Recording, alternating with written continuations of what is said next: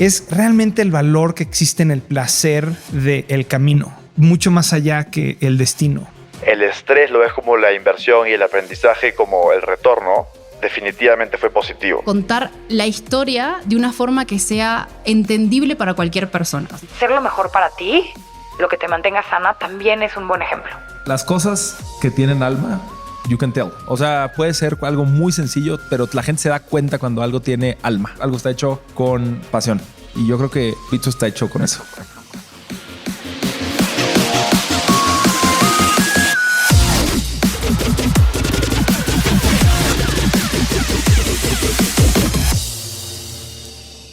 Hola, hola, hola. Soy tu host, Robbie J. Fry. Y este es otro episodio of The Fry Show. Este podcast es una celebración de personas que no aceptan la vida tal como es. La abrazan, la cambian, la mejoran y dejan su huella en ella. Y la persona a la que estamos celebrando hoy es Analía Servini.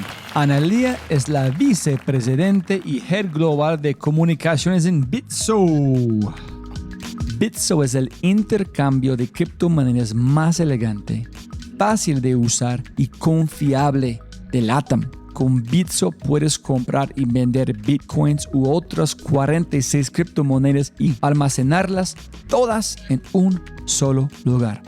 Explora Bitso en www.bitso.com, bitso.com y descubre nuevas formas de usar tu dinero.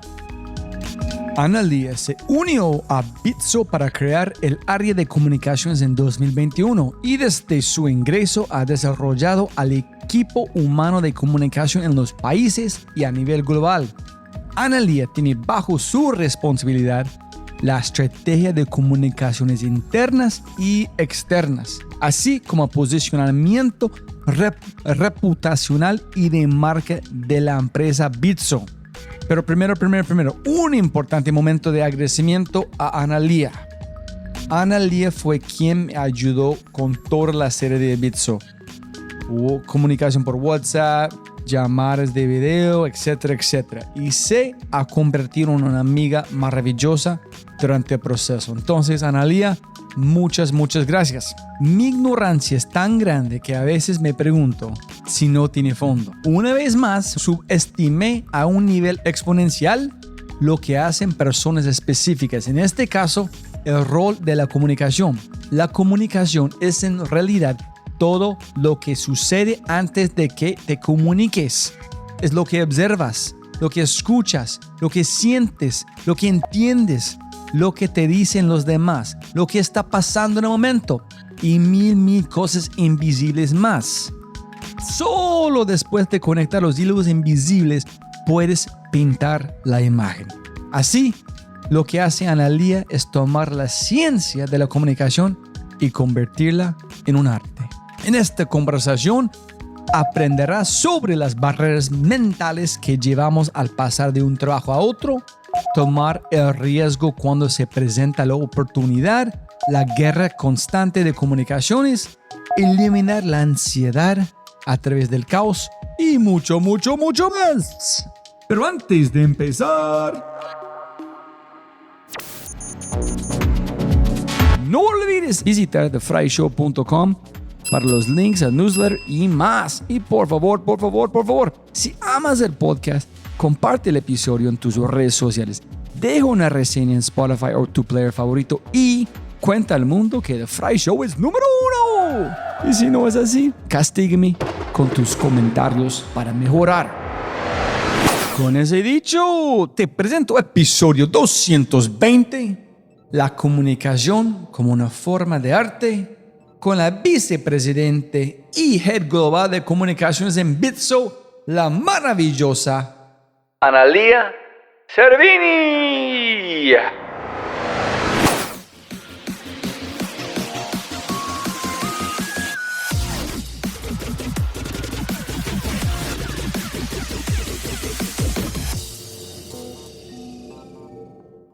Analía, qué placer. Gracias por toda su ayuda. Que estamos aquí, la última conversación. Y siempre venga más plata, no más tiempo. Muchísimas gracias por la invitación, Robbie. Y los últimos serán los primeros. Eso es. Eso es. Entonces, arrancamos. Cuéntenos muy rápido toda su vida. Vamos a intentar hacerlo rápido, pero no hablando rápido. Que si hay algo de lo que yo peco es de hablar muy rápido. Soy uruguaya, nací en Uruguay hace 36 años ya, aunque no parezca. Eso es. Viví mi infancia y mi vida básicamente casi que entera en Uruguay. Hermanos, hermanas. Un hermano mayor, casado, viviendo en Uruguay también, cerca de casa. Yo siempre comento lo mismo cuando me preguntan sobre mi familia. Yo viví hasta los 29 años con mi mamá y con su esposo en ese momento. Y cuando decidí mudarme de casa, me fui a vivir a México, porque dije, no me voy a mudar cerca. Y siempre digo lo mismo porque la diferencia entre los hijos o los hermanos, que mi hermano cuando se mudó a 5 cuadras de la casa de mi mamá. ¿Ese es un mama's boy? Es un mama's boy. Sí, es un mama's boy. Yo también soy de mi mamá, pero él es muchísimo más, sin duda. Y pasé mi vida entera en Uruguay hasta que yo siempre tuve claro en realidad que no me iba a quedar a vivir en Uruguay toda mi vida, pero que tenía que esperar que alguna oportunidad llegara para poder ir a conocer el mundo, por decirlo de alguna forma. ¿Una oportunidad de llegar o por qué no dijiste voy a cazar una oportunidad y me voy? Porque me fue muy difícil a lo largo de mi vida saber qué quería hacer. Me costó muchísimo definir cuál era la carrera que quería seguir. Me costó tanto que hice diferentes universidades y salí y entré porque había tantas cosas que me gustaban que me costaba mucho tomar la decisión de me quiero dedicar a esto toda mi vida. Entonces no tuve quizás la visión en algún momento de decir es esto lo que quiero, voy a por ello, sino como que fui más cautelosa a esperar a ver qué oportunidades venían y con cuál finalmente me decidía a irme. Creo que los uruguayos, al contrario de nuestros vecinos gigantes, Argentina y Brasil, nos cuesta mucho creérnosla. Nos cuesta mucho creernos que somos buenos, creernos que podemos ser mejor que muchos otros. Porque es la forma en la que el uruguayo es. Pero ustedes son los mejores en mucho. Pequeño en fútbol, increíble. Política muy bueno. Calidad de personas muy buena. No sé. Creo que es más que nada por ser un país tan pequeño en una tierra de gigantes. En general, los países que están alrededor de Uruguay tienen diversidad geográfica, diversidad cultural, muchísimas cosas que quizás Uruguay no tiene por su propio tamaño, porque realmente somos 3,5 millones de personas. Yo siempre hago el mismo chiste cuando me dicen, contame de Uruguay. En Uruguay somos 3 millones de personas y 12 millones de vacas. Entonces, por eso somos de los países que más consumen carne, porque si no la consumiéramos, las vacas nos dominan. Son 4 veces más que las personas. Entonces, Uruguay es un país es literal una isla para mí dentro del continente latinoamericano. Y nos cuesta mucho sentir que podemos ser mejores que los que están alrededor. ¿Por qué no fuiste a cazar una oportunidad? Porque me costó muchísimo tomar la decisión de qué me quería dedicar. O sea, ¿qué era lo que me hacía feliz? Me costó muchísimo. Empecé cuando salí del colegio para irme a la universidad.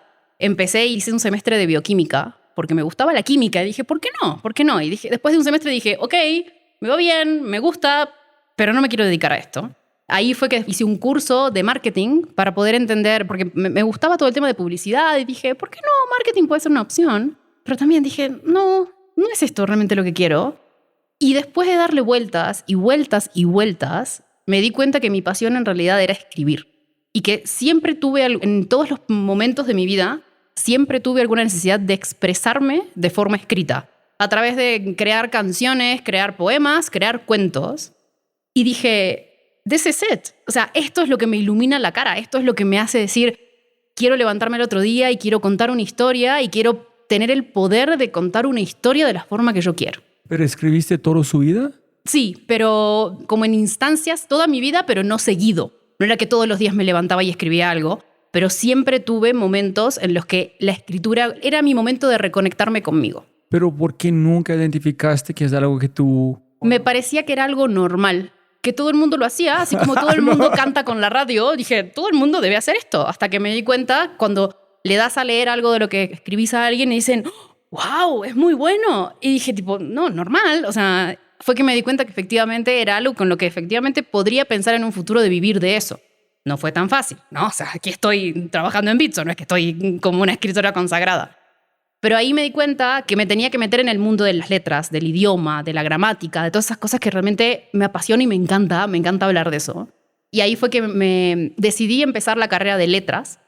¿Qué es carrera de letras? Es para estudiar básicamente la literatura. O sea, uno estudias el idioma español, pero básicamente lo que estudias es la literatura, la evolución de la literatura a nivel mundial, con foco en América Latina y también obviamente con un foco en Uruguay, porque yo estaba basada en Uruguay. Pero dentro de la universidad, cuando empecé a estudiar, dije, tampoco es esto lo que quiero. O sea, yo no quiero estudiar o no quiero analizar lo que otros quisieron decir. Yo quiero perfeccionar lo que yo puedo decir. Entonces, en el medio de la carrera, me cambié en la misma universidad a lingüística. Que lingüística es básicamente eso, el estudio de la evolución de los idiomas, enfocado en español. En el momento en el que yo estaba de mi carrera no fue mucho, porque llevaba 2 semestres y los primeros semestres eran comunes a ambas. Entonces, tuve que recursar alguna materia, pero nada del otro mundo. Y ahí, en ese momento, dije, este es mi camino. Posiblemente, si pudiera, me dedicaría a ser escritora y solo escribir en algún momento de mi vida. Quizás no ahora, pero ese momento, en el momento en el que empecé a darme cuenta que era lo que me gustaba, me di cuenta que además otra cosa que me apasionaba muchísimo era la comunicación y que me gustaba escribir porque es una forma de comunicar. Pero una pregunta ya, Analía. ¿Tú leíste mucho o solamente estudiaste unos libros particulares? Te diría que como que más que estudié de lo que leí, me gusta leer, me encanta leer, pero cuando a vos te gusta escribir, y es una cosa que yo como que me freno mucho, siempre tenés miedo de leer a alguien y estar inconscientemente replicando la forma en la que otro escritor escribe.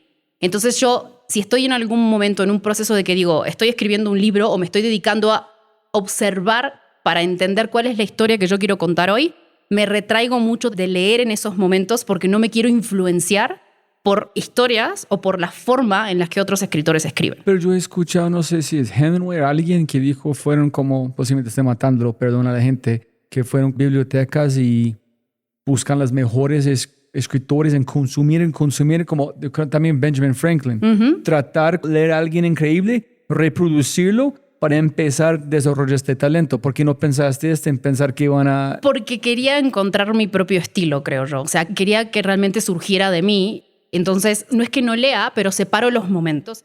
O sea, hay momentos en los que leo y hay momentos en los que escribo. Pero son como separados en el tiempo. Ok.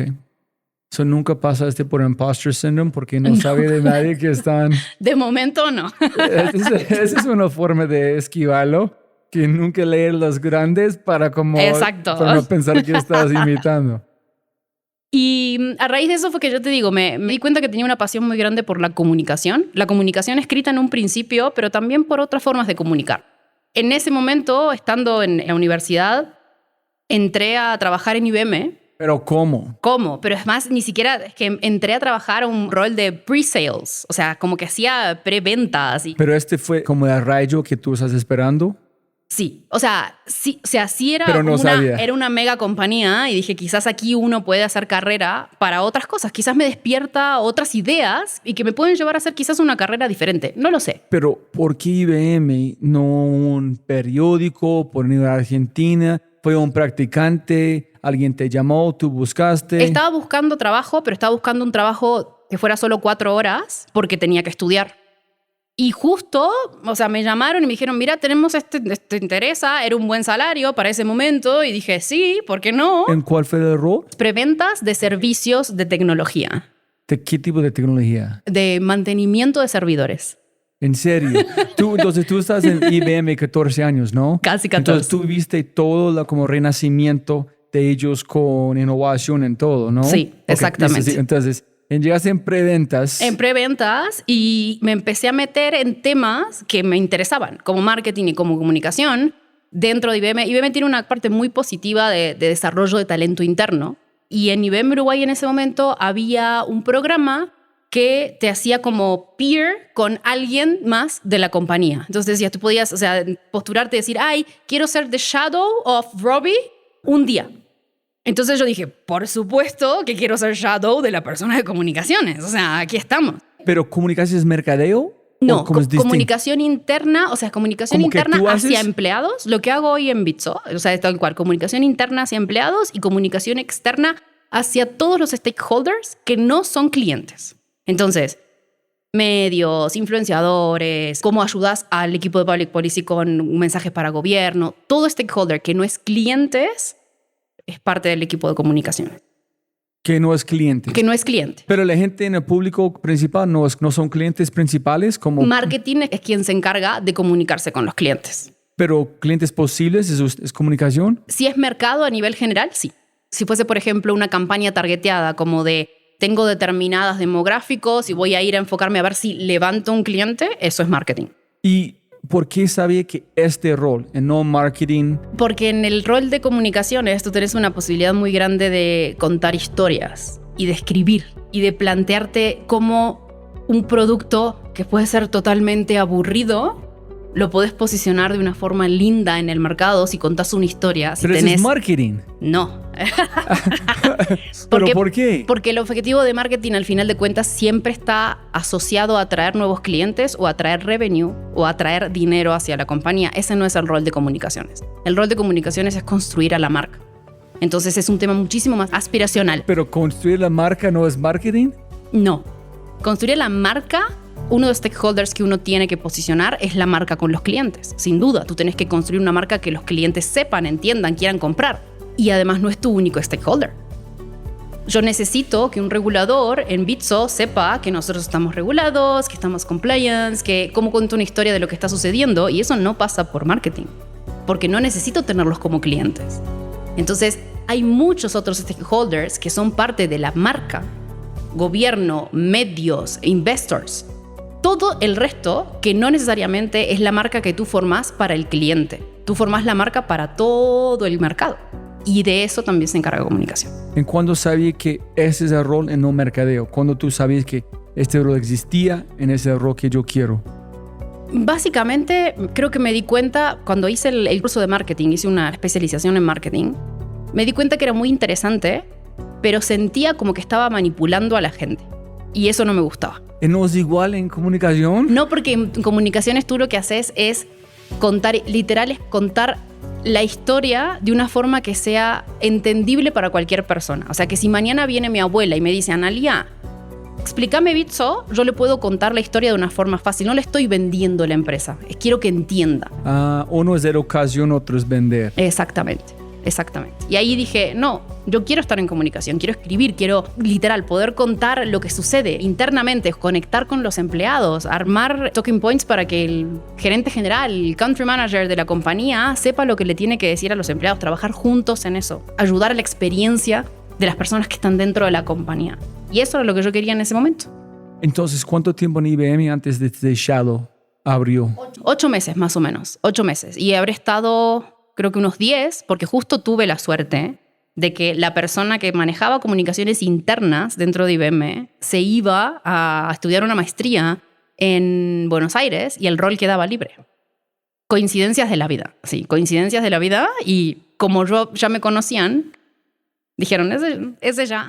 Pero tú ya sabías que voy a cumplir esto y yo voy a buscar hacer comunicación en otra empresa. No, en ese momento estaba súper interesada en hacer carrera dentro de IBM. ¿En serio? ¿Tú cómo enamoraste con la empresa en la cultura? Sí, la cultura de IBM es muy buena. ¿IBM Uruguay? Uruguay, en ese momento Uruguay. ¿En la comunicación fue solamente para Uruguay? En ese momento sí. El rol era para hacer comunicaciones internas de Uruguay y tomar algunas actividades de responsabilidad social. Te digo que en el medio, una de las personas que te entrevista para un rol de comunicaciones es el country manager, porque finalmente tú trabajas del lado del gerente general o del CEO, de la persona que maneja la operación. Y cuando tuve la entrevista con él, las primeras cosas que me dijo fue como de, bueno, pero ¿por qué quieres ir de comunicación? No, porque me gusta, la verdad estoy estudiando esto.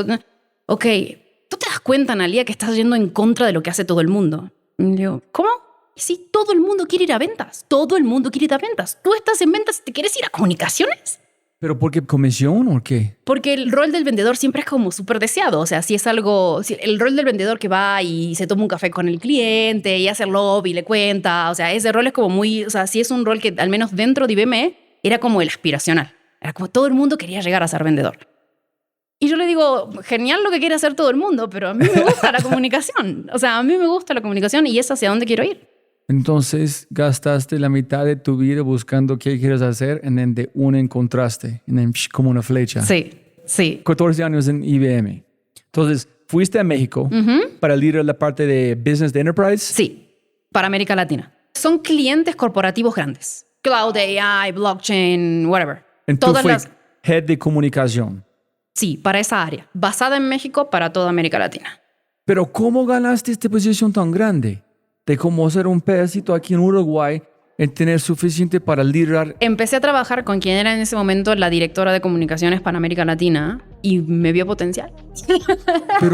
Pero ¿qué ves potencial en comunicaciones? ¿Que no hemos tenido problemas? ¿La gente está hablando de la misma forma? No te puedo decir qué es lo que ella vio en mí. ¿Nunca preguntaste? No, o sea, no específicamente. Sí creo que, o sea, yo siempre fui una persona que me gustó hacer las cosas muy bien. O sea, sí considero que soy una persona que trabaja mucho porque me gusta y siempre doy lo mejor de mí. Siempre fue como mi forma de trabajar. Y en el rol cuando estaba en Uruguay, me habían ofrecido como que tomar determinados proyectos para trabajar directamente con quien era en ese momento la directora de comunicaciones para América Latina, trabajando, literal, contando historias de clientes. Básicamente era eso. ¿Cómo se llama esa persona? Carola Schaub. En cuando tú empezaste a estar con ella, ¿tú peleaste en el mejor sentido? Que no, debemos hacer esto, ¿qué tal eso? Es que siempre cuando en América Latina, cuando el año más grande, la gente, sí señora, sí señor, no, en que buscan muchas personas, es alguien que van a confrontar y ayudar a ellos a mejorar. En realidad, no creo que era un tema como de confrontar, era más un tema de colaborar. Porque una de las cosas que sí me decía, que como que le sorprendía, era que yo lograba influenciar a las personas sin tener el cargo. Porque yo era finalmente una persona muy relativamente nueva en ese momento dentro de la compañía, dentro de IBM. Y ella me decía que lo que le llamaba la atención o admiraba era que yo de la nada podía tener una conexión con una persona de Brasil, de México, de Perú, de Colombia y influenciarlos para que pudieran hacer las cosas sin ser yo su líder, sin ser yo alguien al que ellos reportaban. Y eso también lo aprendí con el tiempo porque en el momento uno no se da cuenta. Tengo una facilidad de leer a las personas y de entender qué es lo que esa persona necesita, cómo lo puedo ayudar y cómo esa persona me puede ayudar a mí. Entonces, cuando tú sabes que si estás sentado en un lugar con una persona, sabes de qué forma le interesa a esa persona recibir la información, sabes que es una persona mucho más analítica, entonces en realidad le vas a plantear más datos que storytelling o viceversa, finalmente logras una conexión con esas personas. Y es algo que yo aprendí, no en ese momento yo no lo tenía claro, pero a la medida que fui como avanzando en mi carrera, sí me di cuenta como que tengo la facilidad de poder adaptarme y trabajar y poder influenciar a una persona con la que estoy trabajando. ¿Tienes más escuchar o más intuición? Soy más de escuchar y de leer comportamientos, mucho más. O sea, yo soy una persona que más allá de que hace comunicación y que me encanta hablar, como te darás cuenta, y no hablo tanto. Soy mucho más de prestar atención, de analizar la situación y si me tengo que quedar callada y en una reunión quizás no decir nada, no tengo ningún problema porque absorbo muchísima información a la hora en la que estoy hablando con la persona o que la persona se está comunicando conmigo. Soy 100% mucho más de escuchar. ¿Qué porcentaje de comunicación es escuchar? ¿En qué porcentaje es hablar? Te diría que para mí debería ser un 70-30, escuchar y hablar. 70-30. Siempre. Uno no debería, no es que no pueda, uno lo puede hacer, pero puede dar el mensaje equivocado. Uno no debería contar historias o querer hablar con personas si no sabe lo que está sucediendo alrededor, si no sabe lo que esa persona está sintiendo hoy, qué le pasa hoy, cómo podemos trabajar juntos para determinadas cosas. Si yo no te escucho, nunca voy a saber cómo te puedo ayudar. Hay momentos cuando tú quieres decir algo, pero tú sabes que faltas un pedacito de la rompecabezas y dices, hey, creo que yo sé, pero dame un segundo para hablar con Felipe o Patricia, y yo vuelvo a contar mi historia. Totalmente. Yo aprendí a ser mucho menos impulsiva, porque yo era una persona muchísimo más ansiosa, entonces eso me llevaba como de que me llegaba un correo de Robbie y era como, ay, lo tengo que responder ya, pobre, porque si no, no le... O sea, aprendí a prepararme mucho más para poder dar el feedback necesario o dar el input necesario a la hora de analizar una determinada situación. Es un comportamiento adquirido, 100%. No siempre tenés que tener algo que decir. Yo, no creo que efectivamente tú siempre tengas... Y eso aplica para una conversación one-on-one y aplica para una crisis. ¿Cuándo decidís que tenés que salir a hablar a los medios? No siempre tenés que salir a hablar. Esa es otra cosa. Cuando aquí, un segue muy rápido. ¿Te gusta el chisme o es complicado para vos cómo hacer chisme porque no hay un punto en las comunicaciones? Bla, bla, bla. ¿Tú tienes un problema platicar de nada con personas porque no están comunicando? ¿O tú puedes dejar esta parte de analizar la conversación, las palabras aparte? Me gusta porque creo que es un comportamiento humano y el que no suceda sería estar tapando el sol con un dedo. Uno aprende muchísimo de los chismes, uno aprende muchísimo del radio pasillo para entender cuáles son las dinámicas, quién se habla con quién plantea determinada situación. Entonces, yo no lo fomentaría, pero creo que es algo muy relevante dentro del comportamiento. Ah, súper. Ok. Entonces, Carola. De ahí me quedé en México y en un determinado momento, y este dato sí es clave porque mi estancia en Bitso tiene mucho que ver con eso. En un determinado momento, ya estando en México, IBM empieza a trabajar en tecnologías de blockchain, empieza a desarrollar soluciones de blockchain. Si hay una cosa que IBM hizo muy bien a lo largo de su existencia es adelantarse a las tecnologías. Pero sí, o sea, nace blockchain y IBM estaba ahí. Entonces surge la posibilidad de esta área, era un área nueva de negocios, pero no había una persona de comunicaciones que liderara esa área. Y tampoco había un headcount. O sea, no era que tengo un headcount para que una persona se encargue 100% de esto, pero Carola, en ese momento, estábamos en una llamada entre el equipo que estaba basado en diferentes países y dice, ¿quién quiere liderar esto? Y Analía, con que te digo que era ansiosa y que todo quería, dijo, yo lo quiero liderar, a mí me interesa esta tecnología muchísimo. Y a raíz de esa conversación empecé a liderar comunicaciones de blockchain dentro de IBM. Hice un montón de cursos para entender, porque era una tecnología nueva, no era lo mismo que lo que yo estaba comunicando, que además necesitaba ser mucho más profunda, porque cuando uno hace un rol de comunicaciones cross-unit, tipo B2B, tú no necesitas profundizar en las tecnologías, porque tenés que tener un conocimiento horizontal de todas las tecnologías, porque finalmente le estás vendiendo cualquier tecnología de esas a los clientes que estaban dentro de esa unidad. Pero con blockchain no, porque blockchain era una vertical. Entonces como que me metí en un montón de cursos para entender cómo funcionaba y básicamente comencé a liderarlo. Hicimos un montón de cosas súper buenas con blockchain, más que nada con trazabilidad de alimentos, trazabilidad de cargas marítimas. Otra historia para contar. Pero una pregunta aquí. ¿Tu curiosidad yo quiero liderar blockchain fue manejado o guiado por tecnología o guiado por aquí es algo que nadie sabe y yo puedo desarrollar mi comunicación en el desconocido? ¿Eso fue guiado de comunicación o guiado de tecnología? Creo que fue más de comunicación. Empezó siendo eso, pero me enamoré de la tecnología. Me enamoré, mi corazón sigue estando en blockchain. Yo después cambié de área y yo siempre era... mi corazón volvía siempre porque me apasionó. Cuando tú llegaste a IBM, ¿tú tuviste una conexión con tecnología o cero? No, me costó más, porque nunca pensé que iba a terminar en una empresa llena de ingenieros. Me enamoré del propósito de la tecnología y es lo mismo que me pasó con Bitso. Me enamoré de darme cuenta que la tecnología podía cambiar la vida de las personas. Y cuando te enamoras de esa parte, todo lo que sucede te parece brillante. Y lo mismo pasó con Bitso. Y fue por eso que al final también tomé la decisión. Yo empecé a trabajar en Apple porque necesito un descuento en un portátil, porque todos los arquitectos usan Macs. Y yo recuerdo la primera vez que yo vi a alguien, como lanzamos el iPhone, gente llega a la tienda, nadie tocaba, porque este movimiento no existía. Yo tuve que literalmente sacar el iPhone, poner en sus manos, como agarrar su brazo y mover su dedo. Y ya vi como un orgasmo en sus ojos. Es como, porque es el mismo tamaño de una piedra. So hay una conexión de miles de años de tamaño en haber este movimiento estilo Apple. Y yo vi que yo nunca quiero ser esta persona a otro lado que tiene miedo. Entonces eso es cuando yo decidí meterme en el mundo de tecnología, porque yo fui parte de la frontera. Es como igual que vos, es que no fue mi idea de tecnología, solamente hay magia y yo quiero entender cómo la magia funciona. Yo no quiero esta persona a otro lado que es asustado de algo nuevo. Total. Y una vez que es muy difícil salir, además, de la industria de la tecnología, porque creo que no hay industria tan dinámica como la industria tecnológica. Incluyo a los fintech también, pero es que no hay nada tan dinámico como eso hoy. Y que cada vez que decís, lo sé todo, no estás ni cerca, porque ya hay 10.000 cosas que surgieron en ese momento, sin duda. México Enterprise, ¿cuánto tiempo? México Enterprise fue bastante, porque lo empecé en Uruguay y lo seguí en México. Han sido como unos 5 años, creo yo, en total. Y el de Enterprise quedó, yo hacía Enterprise y hacía blockchain al mismo tiempo. Después era un rol compartido. Después de eso surgió la posibilidad de venirme a Brasil para seguir liderando blockchain, pero liderar Enterprise Communications y Marketing. Entonces dije, ¿por qué no? Estudié marketing.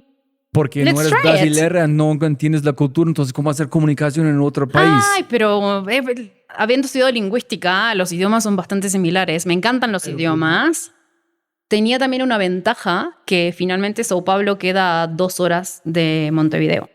Entonces, México, para irme a Montevideo, si sucedía algo con mi familia, eran 14 horas, porque no hay vuelo directo. Entonces, en ese momento era una buena oportunidad de carrera, tenía una promoción, iba a estar en un área nueva, iba a estar más cerca de Uruguay, que finalmente si quería ir a visitar a la familia funcionaba. Como que todo se dio para que en ese momento yo me pudiera venir a Brasil y decir, veamos qué tal.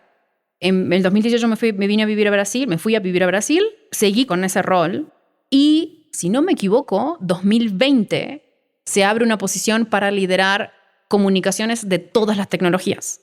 O sea, de cloud, de AI, blockchain.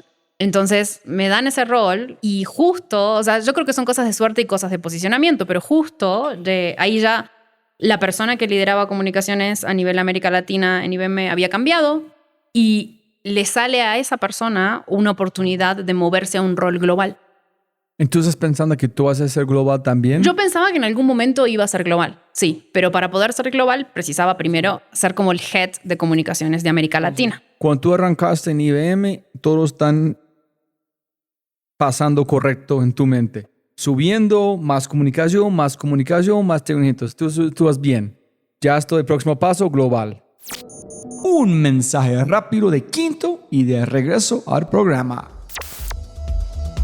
Razón número 5 por qué debes usar Quinto. ¿Cuál es la dieta de consumo de contenidos de tu talento o en tu vida? Todos los libros que leen, los cursos que toman, lo que consumen en redes sociales, en Spotify, en TV o en Internet. Todo lo que consumimos da forma a nuestro mindset e influye en nuestra actitud en el trabajo, en la familia y en nuestro desempeño. Y obviamente somos el promedio de los contenidos que consumimos. Y por eso, Quinto es la mejor forma de cambiar ese promedio de consumo. Rodeamos a las personas con historias inspiradoras de líderes extraordinarios con situaciones reales de negocio para inspirarlos a tomar acción. Eso es, inspiración a acción. Tenemos contenidos de innovación, liderazgo, digital, servicio, ventas y mucho más. 3 minutos de inversión en inspirarte al día, máximo retorno en las acciones que tomas para desarrollar tu talento. Ingresa a quinto.ai para saber más y agendar una cita. KINNTO.ai Quinto. Y para entenderlo, al final de cada podcast hay un mindset de Quinto esperándote. Y no. Y Bitso. Y ¿Un headhunter? Un headhunter. Sí. Me Qué vieron a buen buscar. headhunter. Qué buen headhunter. ¿Y cómo sabías de headhunter de vos? ¿LinkedIn? ¿De suerte? LinkedIn, 100%. Sí. Me entrevistó y ahí empecé, no dijo nombre de Bitso, que te estaban buscando un VP de comms, de comunicaciones, que le había interesado mucho mi perfil y que quería conversar. Ahí en ese momento sí me dijeron que era para Bitso. Yo la había conocido, el nombre me sonaba de cuando había estado en México. Y que estaban interesados en un perfil, no sé qué, como que yo hacía fit, porque blockchain, porque head, porque whatever. Y que la conversación fluyó, claramente. Le caí bien al headhunter. Y a raíz de eso empecé el proceso de entrevistas. People, Felipe, alguien más de Policy, Von. 4 entrevistas. ¿Y qué preguntaban? Me preguntaron si tenía cripto y mi respuesta fue no. Súper. Ajá. En ese momento no tenía. Me preguntaban cómo haría una estrategia de posicionamiento en los países. Si tuviéramos que comunicar esto, ¿cómo lo harías? Sí, pero la realidad es que, ¿sabes qué? Las entrevistas en Bitso fueron mucho más people driven que skills driven. Entonces era más... O sea, yo con Felipe me acuerdo que hice como match en la primera... O sea, yo me di cuenta que la conversación fluía desde el minuto 1. Y él también, o sea... Pero era porque era más un tema de... Independientemente de que por supuesto que tocabas temas de comunicaciones y de tu carrera y etcétera, y que finalmente lo tenés todo en el currículum, ¿no? De la persona, era más un tema de actitud, de conectar con la otra persona y de entender si esa persona se podría adaptar a una cultura como la de Bitso. Y 4 meses, tú no dijiste sí. ¿Y por qué no dijiste sí? ¿Y por qué ellos no buscan otra persona? Hey, estamos creciendo, somos los mejores, no podemos esperar para tú decir, ay, qué chévere, Bitso, somos chévere si tú eres parte de ese equipo o no. Yo creo que a mí me costó decidirme en un principio. Hasta determinado momento yo me veía como que iba a terminar mi carrera en IBM. O sea, yo sí me veía en un rol global en IBM, o sea, como que el siguiente paso dentro de IBM. ¿Tú crees que fue problema de ellos de no vender la historia mejor? No. Okay. No lo creo. Sí creo que hicieron un súper trabajo. ¿Por qué no fue un clic de una? Sí, vendieron una mejor historia de IBM. Porque no es lo mismo para una persona que va saltando de trabajo en trabajo. Cuando tú tenés casi 14 años en una empresa, te da miedo. Te da miedo decir, ¿y si todo esto que tengo? O sea, en IBM todo el mundo ya me conoce, en IBM ya todo el mundo sabe quién soy, en IBM me siento como en mi casa. En realidad lo que me pasó, honestamente, en la cabeza fue que yo me fui de viaje y empecé a pensar mucho en mi futuro. Y en ese viaje yo tomé la decisión de que yo no me quería retirar de IBM. O sea, que yo no quería que mi única empresa, casi la única empresa en la que yo iba a trabajar toda mi vida fuese la misma. Y que si lo quería hacer, o sea, si quería cambiar, lo tenía que hacer ya. Porque tenía en ese momento 35 años, estaba más cerca de los 40. Es muy difícil que tú quieras contratar a una persona que lleva toda su vida dentro de una compañía si tiene además más de 40. Yo me demoré en decidir porque realmente era un riesgo, más que nada el tema de cripto, de qué va a pasar con cripto. No porque no me hubiese entusiasmado la propuesta, no porque no hubiese dicho a quién, o sea, la propuesta de Felipe era, tenés una hoja en blanco para crear el departamento de comunicaciones de cero. ¿Quién no quiere ese reto?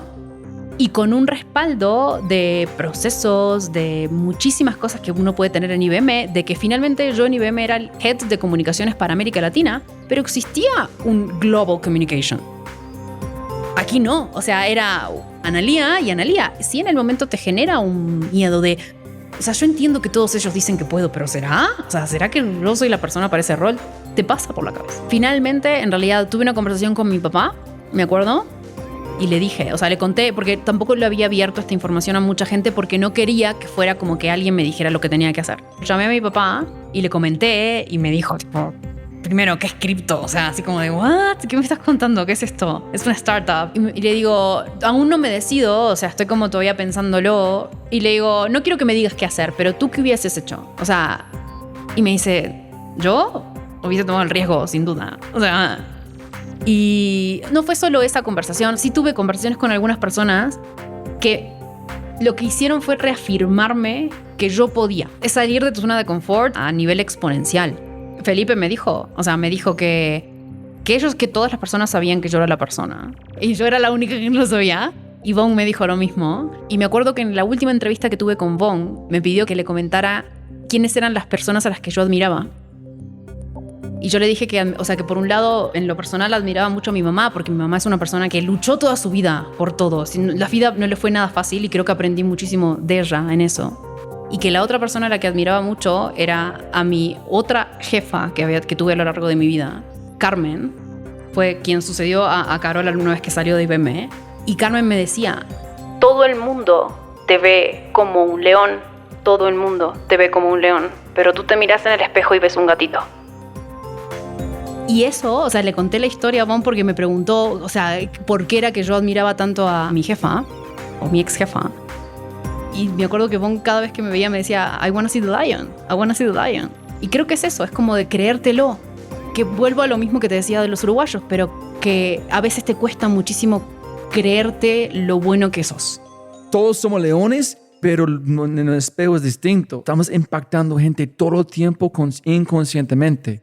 Tienes mucho poder. Ok, yo soy un ejemplo en la calle y mi familia, pero es wow. A mí, mi equipo hoy en día me lo dice porque yo entré a Bitso, 0 equipo, construir comunicaciones de 0. Y mi equipo hoy me lo dice, tú cambiaste la vida de todas las personas que están aquí. Y yo, o sea, es como que a mí me emociona. Es algo muy emocionante que tu equipo con el que trabajas todos los días te diga, me cambiaste la vida. O sea, para mí es como de... Son cosas que uno no espera. Porque más allá de que uno puede ser bueno en su trabajo, finalmente somos todos personas. Allá es una métrica. Es una métrica. Es una métrica de verdad. Es una métrica de verdad. Funciona cuando la comunicación vuelve. Totalmente. ¿Cómo puedes medir tu éxito?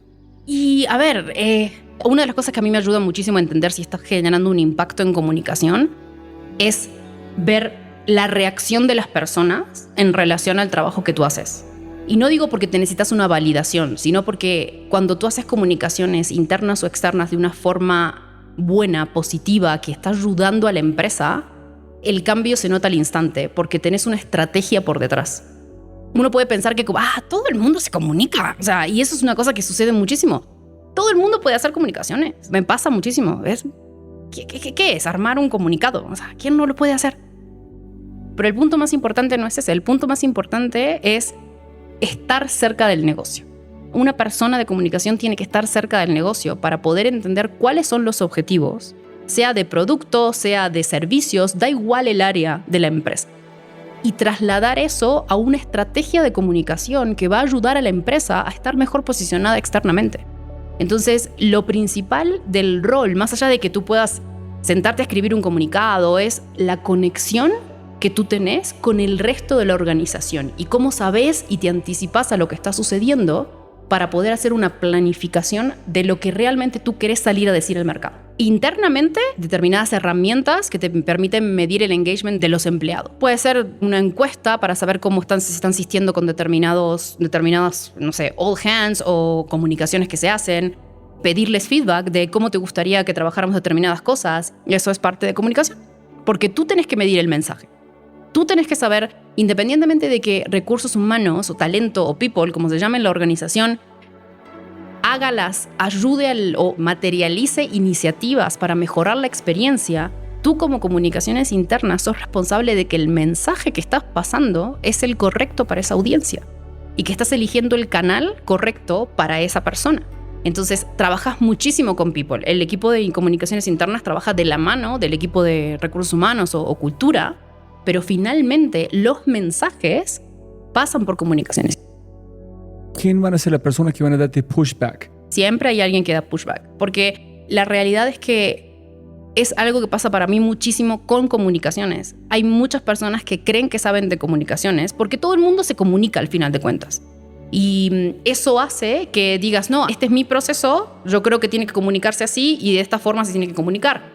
Pero posiblemente tú estás pensando, la persona que en general trabaja un proceso o trabaja una iniciativa está tan metida dentro de la iniciativa que no es capaz de ver si alguien no lo va a entender porque está siendo muy técnico, si no lo va a entender porque tú estás muy dentro de ese proyecto. Y el área de comunicaciones, como finalmente es parte pero no lo es, tiene un ojo muchísimo más afilado para entender si la audiencia que va a recibir ese mensaje lo va a entender, no lo va a entender, si hay un riesgo de posicionamiento de marca. ¿Cuántas veces cuando tengo que mirar un mensaje interno digo, esto me puede traer una crisis externa o no? ¿Tengo que cambiar esta palabra o no? Esta frase no va a ser bien recibida. Hay una situación puntual que está pasando en Brasil en este momento y va a hacer que las personas reaccionen de esta forma. Todo eso es parte del rol de comunicación. ¿Cómo tú sabes cuando fracasaste? Que, no fue muy claro. Y no es más importante abstraerse a veces en el Bitso desde afuera para entender la empresa, para no ser como tomando su propio Kool-Aid. ¿Cómo balancear esto? Varias cosas. Entonces, va a depender mucho el tema de cuál es el feedback que yo le doy a las personas, va a depender mucho de qué sea la comunicación que estamos hablando. Pero en general siempre es basado en determinado tipo de datos. O sea, yo tengo agencias de prensa, por ejemplo, en la mayoría de los países en los que actuamos. Y cada vez que va a haber algún anuncio específico o estamos cerrando un partnership con alguna empresa, yo hago un background check de todo para entender si esa empresa vale la pena asociarse o no vale asociarse, si vale la pena hacer un anuncio con esa empresa o no lo vale, si esa industria hoy en día está en el ojo de los medios y por esa razón es mejor no salir con ese anuncio en este momento. ¿Cuál está siendo el sentimiento de los medios en relación a un determinado tema? Entonces eso te ayuda a decir tipo, no sé, el sistema de salud hoy está en la mira del gobierno mexicano, por ponerte un ejemplo.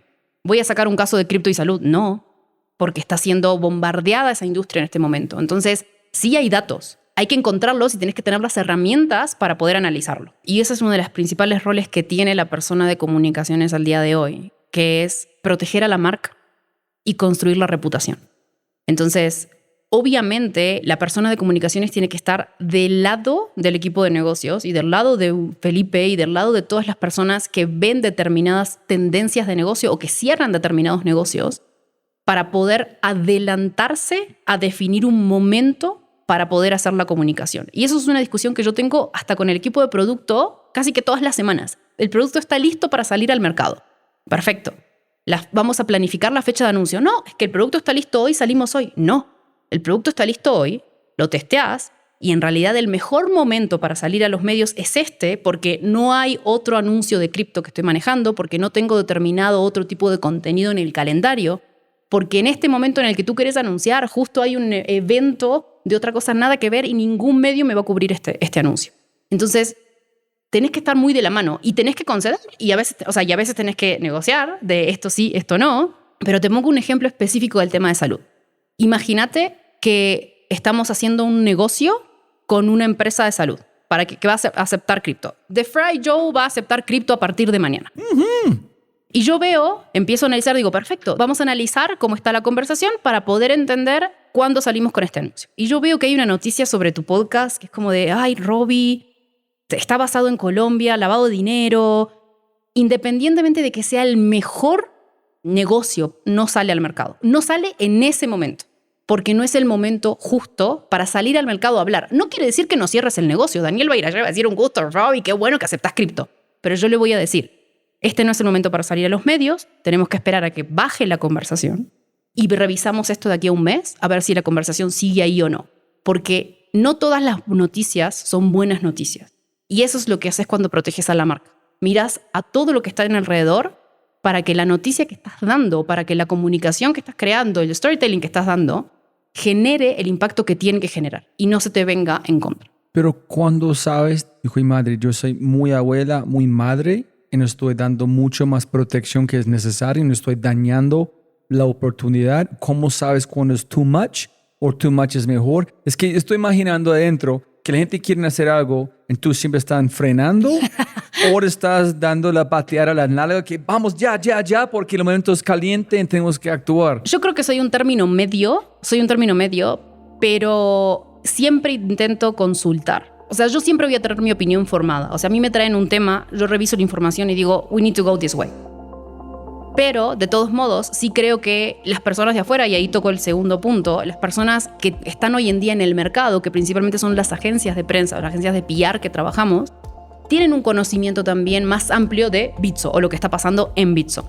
Entonces, en general, consulto y pregunto para validar si lo que yo estoy pensando también es correcto o no. Mi palabra no es la verdad. Yo, sí confío mucho en mi criterio, confío muchísimo en mi criterio, pero me puedo equivocar. Entonces, tanto con mi equipo como con las agencias, hacemos un brainstorming. ¿Hace sentido? ¿No hace sentido? Hacemos un push. Hablamos más con este cliente. Creo que este no es el momento. Tenemos que esperar. Y es una discusión. Y finalmente llegamos a una conclusión.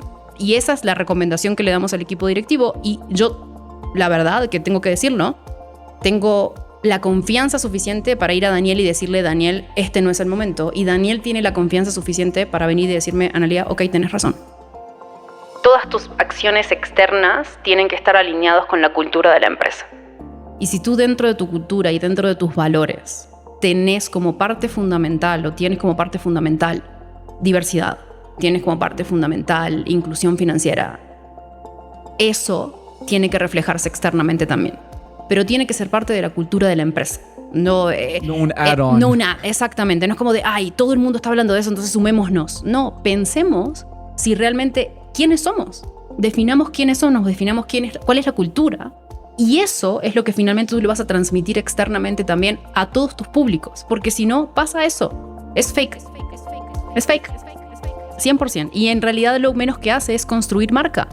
Yo pienso mucho cuando te pones a pensar de marcas que han sobrevivido ¿cuántos años? En general las marcas no sobreviven por el producto. La marca en general sobrevive porque se consolidó como marca. Y te digo un ejemplo, porque uno puede hablar de empresas milenarias, o sea, Coca-Cola, IBM, Microsoft, cómo se han reinventado a lo largo de su vida. Google inició con el buscador, básicamente. ¿Es una marca consolidada hoy? Es una marca consolidada. ¿Cuánta gente sabe realmente lo que Google hace hoy? AI, Cloud, tiene el buscador, tiene Data Analytics, tiene muchísimas soluciones. Pero tú cuando pensás en Google, no pensás en todo eso. Pensás en la marca que se consolidó por un posicionamiento diferente, la forma de trabajar con sus empleados era diferente, porque los valores que promovían eran diferentes. Y te da igual hoy en día si Google tiene o no tiene un buscador, o si tiene o no tiene inteligencia artificial. Entonces uno realmente finalmente escoge a las marcas por lo que la marca construye, no por el producto en sí. La marca que sobrevive eras no es solamente por el producto, no es porque hiciste un producto que le encantó a la gente. Eso es una parte. Pero tú elegís a una marca por la construcción de los valores y de la cultura y de lo que genera, más allá del producto que tiene en el mercado. Y cuando tú piensas en tu rol, ¿cómo quieres? ¿Es puente? ¿Es hilo? ¿Es coser? ¿Es empujón? ¿Es cojete? ¿Es combustible? ¿Es balance? Yo diría que es un hilo, pero porque comunicaciones tiene la gran ventaja de que se puede conectar con toda la organización.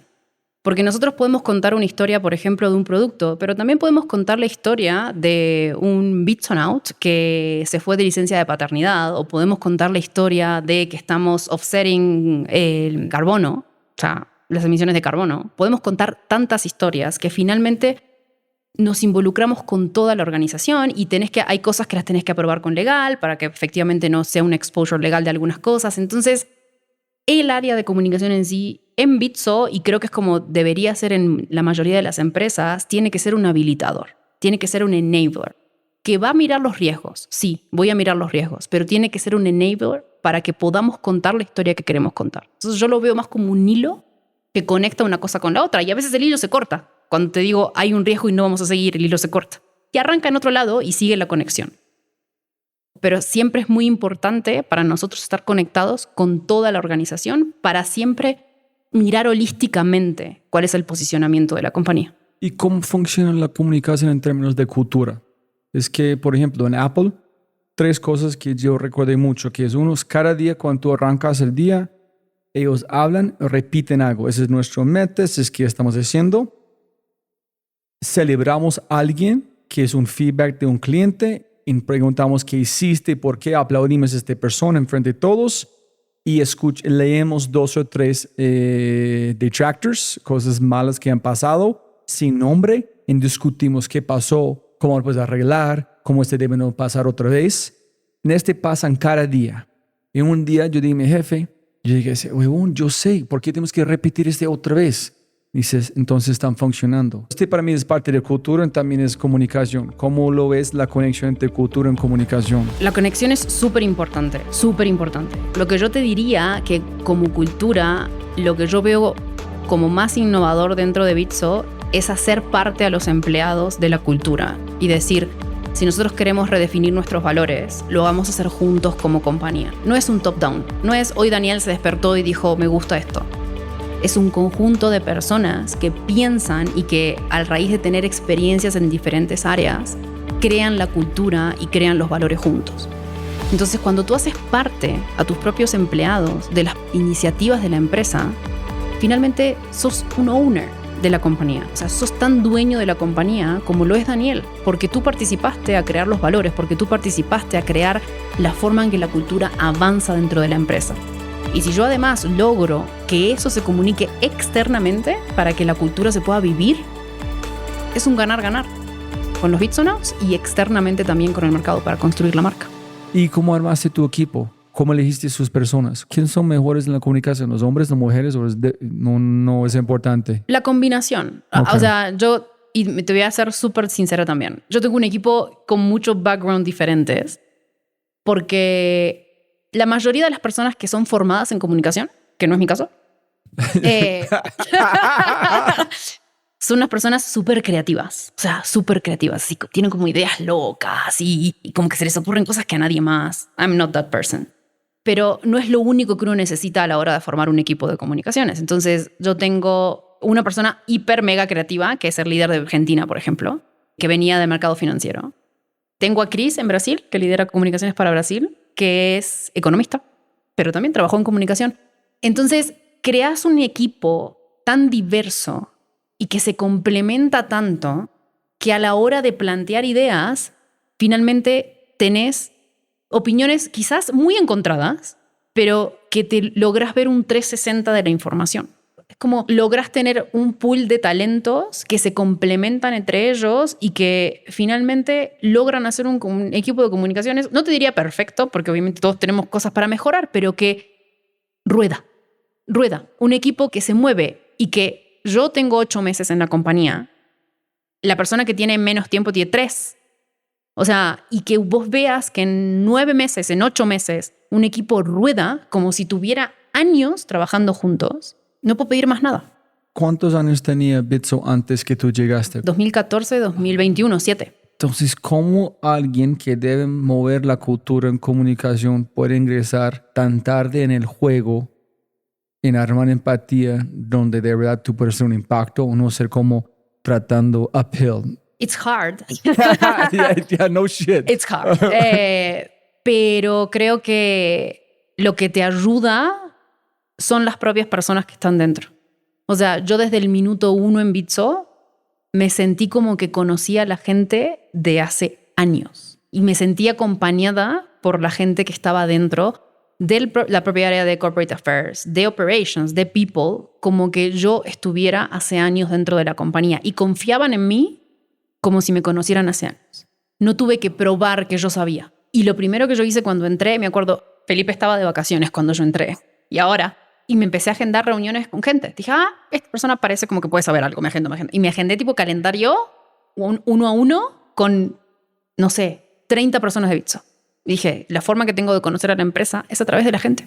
¿Hablaste con cada uno? No con cada uno, pero al menos con personas que pudieran ser representativas de todas las áreas. ¿Buscas las hotspots de las personas que...? Sí, y ellos mismos te van conectando, deberías de hablar con tal persona, y entonces como que hablas con uno y ya te van diciendo, no con este, y vas conectando los dots. O sea, al principio creo que las primeras conversaciones, pobre gente, o sea, ni me acuerdo lo que hablé, pero después, a lo largo de la construcción, finalmente eran ellos los que te decían, no, es que tenemos un problema en esto, es que tenemos un problema en aquello, pero esto está buenísimo, te tenés que meter acá.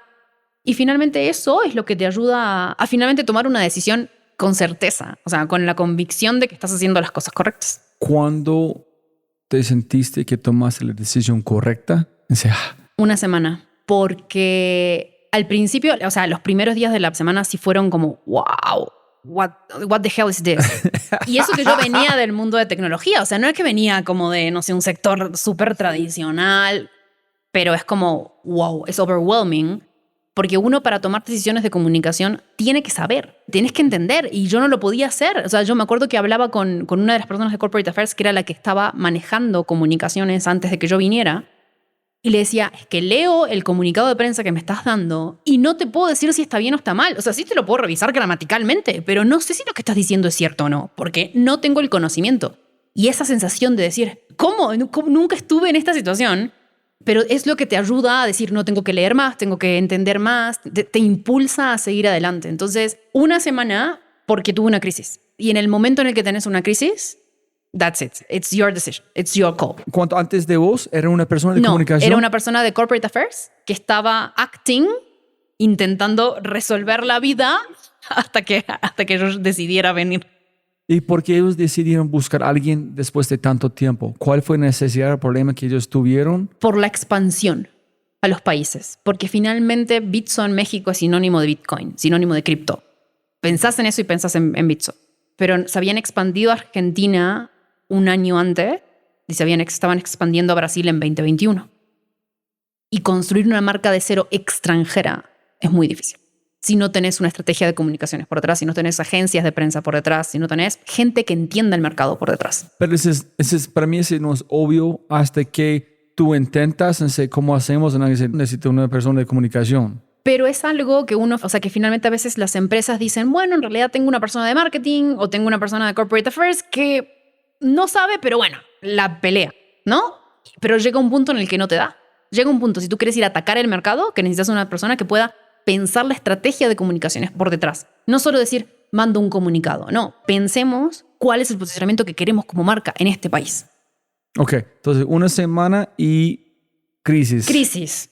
Y cuando tú tenés crisis, tenés crisis. Y la crisis lo que tiene de ventaja es que no es que sean todas las crisis iguales, no, pero hay comportamientos que son similares, da igual la industria. Entonces, si tú estás acostumbrado a manejar crisis, sabes qué es lo que tenés que hacer, juntar a la gente, entender lo que sucedió, crear un statement para los medios, alinearte con legal, y esas cosas. Pero esa crisis fue lo que me hizo así como decir, I know this shit.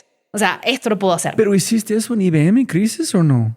Siempre. ¿Sí? El rol de comunicaciones siempre viene con crisis management. Ok. Yo pensé que es otra área, es que hay dos personas que solamente hacen comunicación de crisis management y tú fue más de como educación, no de quitar incendios. También. Viene Entonces, con el rol. So when the shit hit the fan, tú te sentiste como en casa. Exacto. Ok. Y ahí fue... Es que es irrelevante la tecnología, yo sé cómo comunicar. Yo sé cuál es el paso que tengo que dar. Y sé cuál es la instrucción que le tengo que dar a estas personas. Y ahí fue como de, wow. Y eso te genera como una adrenalina de, listo, check, next, resuelto. En IBM, cuando llegas a la casa, tú miraste en el espejo, ¿tus ojos están brillando o no? Y en Bitso cambió, fue una transición de como una persona. Cuando tú llegaste a Bitso, ¿cómo te sientes como diferente? O porque en mi novio uno es corporate, otro es startup, pero con cultura, con personas que haces, ¿cómo fue este cambio emocional? Es que yo creo que es muy difícil decirte que en IBM todo fue brillo en los ojos, pero sí tuvo sus momentos espectaculares. Yo fui muy feliz trabajando en IBM. IBM fue que me ayudó a desarrollar mi carrera en comunicación, entonces es como mi universidad. Había alguien en IBM que cuando se fue de IBM mucho tiempo antes que yo, me decía, Analia, IBM es una gran escuela, pero en algún momento te tenés que graduar. Ya hace muchos años, yo estaba en Uruguay todavía cuando me dijo eso. Y siempre se me quedó grabado en la cabeza que digo, pero no siempre resonaba la frase. Para mí eran momentos como que, ay no, a mí me encanta, me quiero quedar toda la vida. Pero lo mismo, vas avanzando y hay cosas que te gustan más que otras o no te gustan tanto y hace que no siempre te brillen los ojos. Eso fue lo que me terminó pasando a mí en IBM. Ya no creía tanto en el propósito. Y cuando uno deja de creer un poco en el propósito, te apagas. Y lo encontré en Bitso. ¿Encontraste una forma de mover más rápido aquí en Bitso que es que tú no dices, ¿qué está haciendo tanto en mi IBM? Si yo puedo hacer esto aquí, ¿qué está haciendo tanto? ¿Por qué no me fui tan antes? Sí, yo creo que son dos cosas. Sin duda, más rápido, resolución mucho más agile. Resolvemos las cosas haces una llamada, haces un grupo de Slack y se resolvió. Y listo. Y eso es muy bueno. Pero por otro lado, la contrapartida es que no hay procesos. Y yo no digo que uno tiene que llegar a tener procesos para todo. Pero cuando uno está iniciando y no toda la gente está en la misma página, yo siempre creo que uno tiene que crear un proceso para generar el hábito. Después el proceso lo olvidas. No tienes que estar siguiendo a rajatabla. Pero es muy importante a la hora de crear un área nueva como comunicaciones, de decir, necesito un proceso para que la gente entienda qué es lo que tiene que hacer, cuál es el paso siguiente, y después el proceso lo dejamos de lado porque ya funciona solo, no necesito más del proceso. Pero en una primera instancia lo necesitas. Y eso es lo que yo sentí un poco falta, y es como que ahora dentro de mi organización hay procesos que ya se cumplen, ni siquiera se mira el proceso, no miras el papel, porque ya está rodando. ¿Tú tuviste que acomodarte con la cultura de startup después de IBM? ¿Fue complicado o fue muy sencillo? Tuvo sus momentos. Yo creo que en realidad, porque yo sí creo que obviamente Bitso es una startup, pero es una mega startup. O sea, yo me acuerdo cuando tenía las entrevistas con Von y con Felipe, que ambos me decían, somos una startup, así, somos chicos, somos... Y cuando entré y se los dije, Ustedes me vendieron Bitso como que era casi que el kiosco de la esquina que tenía 2 funcionarios. O sea, y en realidad eso es una empresa. O sea, es una startup, pero es una startup consolidada. Entonces, sí fue un challenge. Pero por otro lado, creo que los ejecutivos y el talento que está contratando Bitso hoy están haciendo que Bitso vaya a otro nivel. Bitso sigue siendo una startup porque tiene una cultura de startup en muchas cosas, pero tiene la seriedad como si fuese una empresa que lleva años en el mercado. Y hay una cosa muy importante que lo escuché cuando lo dijo, ya ni me acuerdo quién, de tus entrevistados. La pasión con la que trabajan las personas dentro de esta empresa es impresionante. Es algo que yo nunca vi en otra empresa. Posiblemente un Apple las deben tener también. Pero la pasión con que las personas defienden sus ideas, defienden su punto de vista, aman estar acá. Listo. Mejor y peor consejo que has recibido en tu vida. Posiblemente mejor es tu papá. Hágale pues.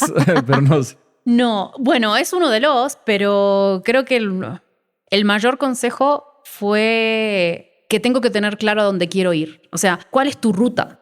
Porque si uno no tiene claro hacia dónde va, cualquier paso que des va a ser equivocado. Pero tú no sabías en llegaste a Bitso. Sí sabía, ese es el punto. Yo sí sabía que no me quería retirar de IBM. Lo tenía clarísimo. Yo sabía que me quería ir de IBM. Quizás no sabía que era Bitso la respuesta. Me llegó. Pero yo tenía claro que este camino no lo quería tomar. Igual como tenía que salir de Uruguay. Sabía, pero no cómo. Pero no cómo. Okay. Exactamente. Y el peor consejo, yo creo que fue el del gerente general que me dijo quédate en ventas. O sea, 100%. 100%. ¿Tú estás casi de decir, ok, sí? No, para nada. No quería, no quería, pero entonces, sí. Entonces, eso no funcionó. Si tú nunca consideraste no puede ser. ¿No cuenta? Sí. Alguien en IBM dijo, ¿por qué te vas de la empresa? ¿No vas a un cripto, un startup? Pero es que eso me lo dijeron muchísimas personas. Eso sí me lo dijeron muchas personas. What the hell? O sea, como de, ¿a qué te vas? ¿A qué? ¿Qué es esto? ¿Bitcoin? No, va a morir. Bitcoin va a morir. Ese debe ser el peor consejo. Bitcoin va a morir. Literal. Sí, sin duda. Y cuéntame cómo tu evolución como una persona. IBM es una analía en aquí es. ¿Cómo eres diferente? ¿Cómo ves el mundo distinto? ¿Cómo has cambiado? Yo creo que esta Analía es mucho menos ansiosa y creo que soy una persona, además de mucho menos ansiosa, me siento mucho más orgullosa de lo que logramos como equipo y de lo que logramos como empresa. Siento que lo que logramos, me siento parte de lo que logramos. Mira cómo lindo es. Tú no dijiste, yo estoy esperando que yo logré, entonces tú dices, logramos. No sé si es de comunicación, pensar. Te juro que te diría si lo fuera, pero no lo es. Y es porque a mí me encanta que vengan gente de otros departamentos y me digan, Analía, tu equipo es espectacular. El consejo que me dio esta persona que trabaja contigo, la forma en la que me responde, a mí eso me llena mucho más de orgullo que alguien venga y me diga, ay, Analía, qué bien hiciste esto. Porque para mí mi equipo es todo. Y si pudieras enviar un mensaje a toda América Latina a través de WhatsApp, que no es propaganda para Bitso. Estaba lista ya para decirlo. No. Yo le diría a la gente, principalmente creo que diría dos cosas. La primera, que todos tenemos que ser verdaderos con nosotros mismos. Y creo que eso es lo más importante. El mayor potencial que las personas tenemos o tienen es cuando son como ellos quieren ser. Entonces, que nunca tengan miedo de conseguir o de ir atrás de lo que realmente quieren encontrar en la vida y lo que creen que es lo que los va a hacer felices. No dejes que alguien más defina quién sos. Da igual que cambies, da igual que el Robbie de hoy sea diferente del Robbie de mañana, pero siempre actúa como ese Robbie que tú crees que sos. Eso es lo más importante. Buen mensaje. ¿Algo más que olvidamos de mencionar antes que terminamos? No, creo que fue todo. Muchísimas gracias por el espacio. Siempre pegamos plata, no más tiempo. Gracias. Analía. Como siempre puedes ganar más plata, pero no más tiempo. Muchas gracias por escuchar. De verdad, muchas gracias. Espero que hayas aprendido algo, te hayas inspirado y te sientas con ganas de hacer algo imposible. No lo olvides, si quieres acceder a los podcasts en vivo cuando los tenemos alrededor de 2 o 3 al mes, acceso a Quinto y más, puedes tenerlo todo si te conviertes en miembro en thefryshow.com. Y lo más importante, por favor, comparte el episodio y deja una reseña en Spotify o tu player favorito. Aquí está tu Mindset de Quinto con Freddy Vega, CEO y co-founder de Platzi, hablando sobre enfermedad digital, redes sociales y aprender. Enjoy. Y nuestra sociedad moderna es impresionantemente hedonística. La humanidad moderna desarrolló drogas digitales. Instagram, YouTube, TikTok, sobre todo TikTok, esa vaina es crack, con metanfetaminas directo a la arteria principal. Nosotros desarrollamos drogas digitales que generan una adicción extrema, una adicción tan poderosa que no las podemos soltar, que estamos activándolas todo el tiempo. Intenten estar más de 48 horas sin un teléfono, no en el campo, porque eso es trampa, están en el campo. Intenten en una ciudad estar más de 48 horas sin un teléfono. La gente se va a desesperar. Nuestros teléfonos, por nuestras drogas digitales, son tan impresionantemente importantes en nuestras vidas que estamos dispuestos a dejar de comer con tal de reemplazarlos en caso de perder nuestro teléfono. Podemos ir a las últimas consecuencias, pero conseguir un teléfono. Sin un teléfono somos subhumanos, en parte por sus capacidades de comunicación y sus servicios, pero en parte porque somos adictos, somos unos adictos degenerados. Y eso es lo que suplimos en nuestra mente en vez de aprender. Porque la adicción de ver una foto y darle like o ver un videíto chistoso en TikTok y hacerle swipe es mucho más recompensante para el cerebro y mucho más fácil. No gastamos casi energía que aprender, a pesar de que los centros de recompensa son similares. Menos del 5% de las personas están dispuestas a hacer el trabajo de concentración profunda que requiere el aprendizaje. Ejemplo de ello es cuánta gente están escuchándome concentrados en este momento. Pero la realidad es que probablemente no. Ustedes probablemente están lavando la loza, conduciendo. De hecho, peor aún, estoy seguro que ni siquiera estaban escuchando el podcast y este break de repente les hizo decir ¿qué? Y devolvieron el audio para tratar de escuchar qué fue lo que dijo este man. Porque así es como estamos de jodidos. La gente no quiere aprender. Nuestra humanidad evolucionó por una ruta donde al crear drogas digitales hiperadictivas, no estamos permitiéndole a la gente aprender. Entonces la gente no aprende a aprender y se estrella contra la realidad de que la tecnología no para de avanzar. Viven con ansiedad, viven con estrés, viven con síndrome del impostor. ¿Quiénes triunfan? Triunfan las personas que no tienen problemas con esto. La educación por ciclos es una cosa del siglo pasado, que la única razón por la que lo hacemos es porque los gobiernos tienen miedo de romper el sistema de empleo seguro que le generó a los profesores y el sistema de guardería que le generó a los papás. Entonces, pues, esa es la única razón por la que mantenemos este sistema de educación por ciclos donde incidentalmente estudio con mis vecinos pegado, pero aparte de eso, esta vaina pues, no sirve. Esto es más fácil yo aprender a mi propio ritmo y es más fácil nunca parar de aprender. Esa nueva generación no va a tener el concepto de un grado, el concepto de un título, de un diploma, de una certificación. Esa generación va a tener más el concepto de una industria, de una vertical, de una serie de skills, de experiencias. Y yo creo que es la generación que va a dominar el futuro. Si disfrutaste este audio, mira lo que las empresas están haciendo para inspirar, medir y crecer los aspectos más importantes de su cultura. Mindsets extraordinarios de personas extraordinarias en las manos y oídos de miles. Solo toma 1 minuto para cambiar tu vida. Ingresa a quinto.ai para probarlo por una semana y cambie tu vida. Quinto.ai www.kinnto.ai. Quinto. Siempre puedes ganar más plata, pero no más tiempo. Chau, chau, chau, chau.